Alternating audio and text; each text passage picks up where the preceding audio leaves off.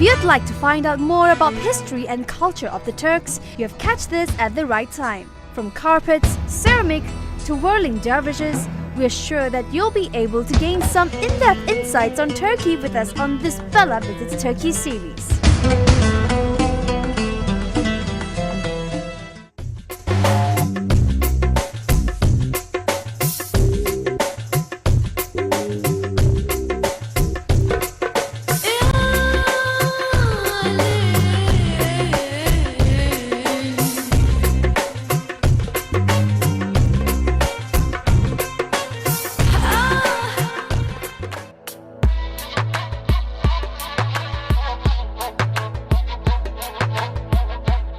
For crafts and culture, we've got the chance to discover what's unique behind these handmade Turkish carpets. Now we shall find out what's the story behind the threads and knots.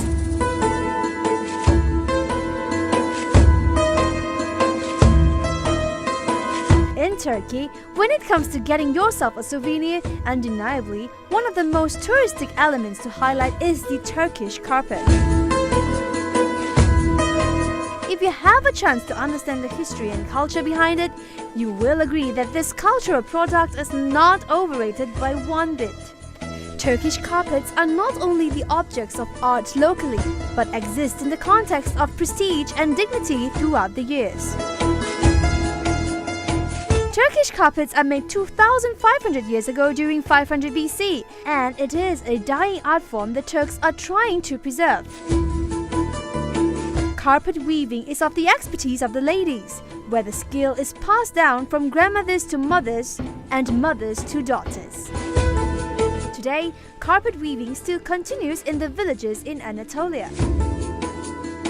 This is a job for the ladies because this comes from our culture. Maybe you know that Turks, we were nomads for centuries. In nomadic culture, the man works outside, the woman works inside. And this tradition comes from the nomadic culture to Turks, as I said before. And the carpet was our unique furniture also. We were trying to use the carpet for everything, even as cradle to shake our babies, as blanket, as mattress. Sometimes to complete some carpets, we need a couple years. And the man hasn't got a patient as much as ladies. So we need a big patient, I think. Therefore, this is a job for the ladies.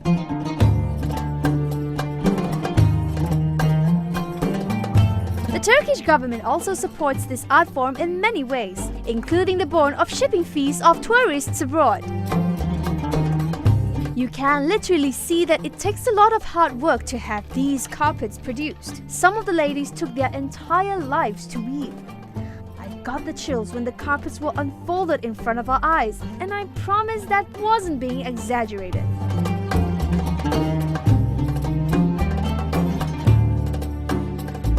If you're looking at getting a piece of your own, here's some useful information for you. We are seeing two carpets on the floor. Even this is smaller than that, but as price range, as value, this is valuable than this one. Yeah, but this is much bigger than that. Why?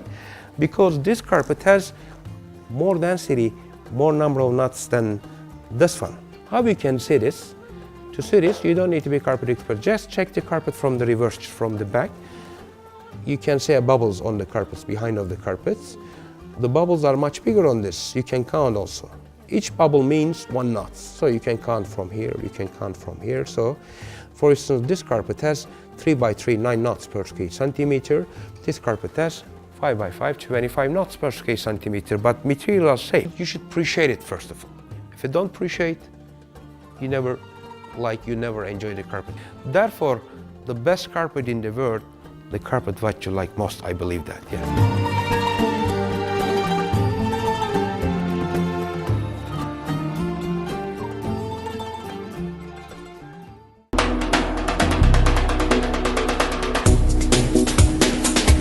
From weaving, we move on to another intricate art form, where I got the chance to play dirty.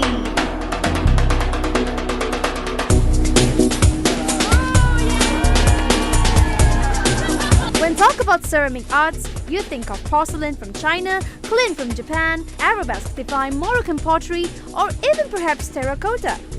To go with the Ottoman pottery in precise, these has exerted a long-standing and widespread appeal in Europe, sometimes as prized collectibles.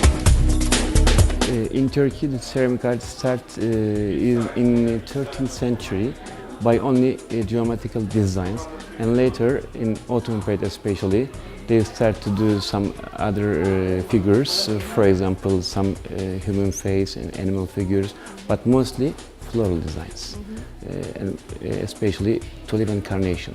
Today, most of our historical monuments, they have also tiles, some tiles, original tiles, which include tulip and carnation.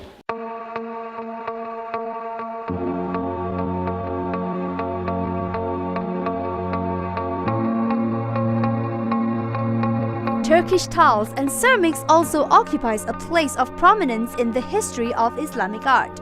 As mentioned, styles have shifted towards a more naturalistic approach in which flowers, vines, and leaves are featured. What's great to see is also the freehand designs drawn directly on the ceramic, which artisans can go by hours non-stop.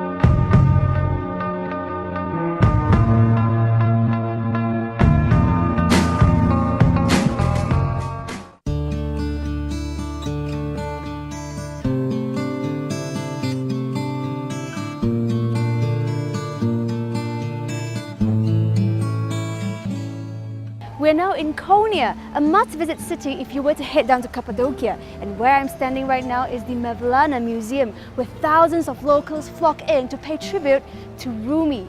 That was the person that this place is built the memorial for. I'm now about to head down to the museum itself and find out why they say this place is more than just a museum. Rumi's influence transcends national borders and ethnic divisions, from the Iranians, Tajiks, Turks, Greeks, and more. Not only his works of literature have been recognized worldwide, Rumi has been also appreciated for his spiritual legacy for the past 7 centuries. This is also the dervish lodge of the Mevlini order, where the whirling dervishes all started. As one of the biggest pilgrimage centers in Turkey, you will appreciate the calm and intense energy in the museum. Through the eyes of the Turks, you can also see the significance of Rumi's legacy.